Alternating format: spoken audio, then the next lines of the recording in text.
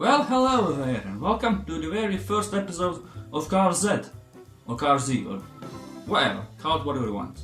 Before continuing, I just wanna say thanks to my friend Ajdin, aka DJ Ranco, for creating the channel art and the channel logo. Huge thanks to him. Click here to check out his channel. But without further ado, here comes Abarth. Roll the intro. Wait, I don't have one. I don't have an intro yet. That's something. The very first thing about a company I will cover is its logo. So here comes the Abarth logo. The Abarth logo is recognized by petrolheads all over the world. The logo consists of a shield and a scorpion on that shield. The shield is supposed to represent the notion for victory and passion. The scorpion is rather interesting as it represents Scorpio. Scorpio is the astrological sign of Carlo Alberto Abarth, who was born on November 15, 1908. The red and yellow colors represent the racing world, the passion, energy and joy of the racing world. The green, white and red colors represent the flag of Italy. Fun note, the font of the word Abarth is a font called Microgramma Bold D Extended. That's important to know. So the history of Abarth is actually quite interesting and it's quite full of big achievements, big victories. They broke many world records. Abarth was founded in Bologna, Italy on March 31st, 1949 by Carlo Abarth himself. Carlo used to be a motorcycle racer, but due to an almost failed crash in Yugoslavia, he retired from racing. He remained in Yugoslavia for the entire World War II. After World War II, he came back to Italy and founded Abarth. Please excuse me for the pronunciation of Abarth. Abarth. Please excuse me for the pronunciation. What's fun about Abarth's history and the beginning of Abarth, they did not make cars, they didn't modify cars. At the very beginning, they made exhaust systems. Straight from the beginning, they were recognized, they made really good exhaust systems. And soon enough, in 1959, they were making exhaust systems for the Ferrari GT and World Championship cars. That's a huge achievement for a small company back then. Business was doing great, they got the attention of Alfa Romeo, Maserati, Ferrari. But in 1955, Fiat made the Fiat 600. Abarth took the Fiat 600 and turned it into a small, affordable sports car. A 750cc engine was fitted, doubling the car's original power. After the rather successful Fiat 600, they started producing many accessories and car parts for enthusiasts. The Fiat 600 really helped them to get their name out. They were really recognized by that car. 1958 was a huge year for Fiat and Abarth. Fiat produced the legendary Fiat 500. Originally, the Fiat 500 was a small city car with a small engine, low power. It was a really nice, affordable city car. But Abarth took the car and did its thing with it. The bodywork of the Fiat 500 was almost unchanged. They didn't do much with the bodywork, but the engine was highly tunable. They increased the compression ratio of the engine and did some general work on the engine to increase the power from 13 to 26 bhp.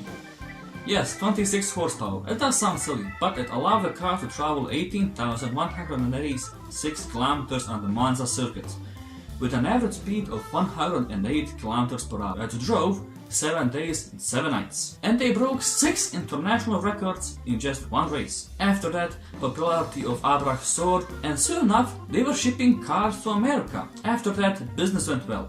Stronger and better cars being built. Abarth was picking up more and more victories. Fiat 600D was branded as Abarth 850TC. The maximum the 767cc engine could put out was 57 bhp. Just like the Fiat 500, the 850 CT had countless victories. Here's an interesting fact. At the 1862 World Championship race at Circuito del Granta, the only rival manufacturer gave up before the race, so only Abarth was left on the track, so it kinda competed against itself, if that makes any sense. Abarth was the only brand, the only car manufacturer on the race. Soon enough, Abarth partnered up with Simca to produce a Simca 1000 and Simca 1300, which pumped out 140 bhp from the 1.3 liter engine. Things were going well. More races won, more cars produced, stronger cars produced. But they eventually came back to the original Fiat 500.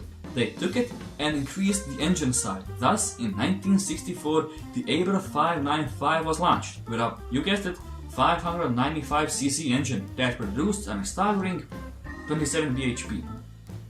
And it pushed the car all the way to 120 km per hour. The following year, the Abarth 595 SS was produced with 32 bhp and a top speed of 130 km per hour. Yeah. And in general, at that time, all of the cars they made were overhauled. They got a bigger engine, they got more power. Things went well, although after some time they slowly started to lose money because they were more favoring victories and triumphs rather than profit. So, because of that, in 1971, Fiat bought Abarth. Since then, Abarth became the motorsport division of Fiat. For some time, things were going well. They produced even better cars, they won some more races, blah blah blah, standard story. But in the 80s, Abarth just disappeared, just faded away. Boom, gone. And that was actually really sad, disappointing. However, on 1st of February 2007, Abarth was relaunched, reborn, and thus they made again new cars, new and better modern cars, still carrying the same name. Abarth is still today 100% under Fiat's control. You can call it the M division of Fiat or the AMG division or whatever. So that's it for today's episode. I know I messed up the pronunciation of Abarth. I know I should not be doing that, but bear with me. So thank you guys so much for watching. If anyone came to the reach this part of the video, thank you so much for watching. I really do appreciate it. Be sure to like and subscribe and share and comment, all that fun stuff. Please do share this video and stay tuned. Acura is coming up next.